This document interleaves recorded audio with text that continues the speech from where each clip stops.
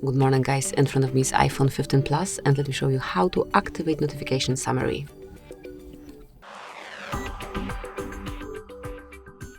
So at first open the settings, then go to notifications, and here you will notice scheduled summary. So if you want to use it, mark this indicator and activate it smoothly by tapping on the switcher.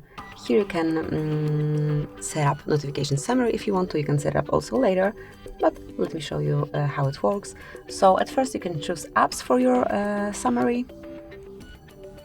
Tap on add free apps and then pick the hours of the summary. So it's going to be first summary, second, and so on. You can add as many summaries as only you want to, but I would like to have it at 9 and maybe at midday, and then in the evening around 6 p.m.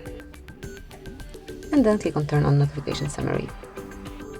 So that's it. As you can see, from now on you will be able to notice those notification summary at those hours. So also you can change it whenever you want to. Just by tapping you can switch the hour and it is already applied. So that is all. Thank you for watching. Please subscribe our channel and leave the thumbs up.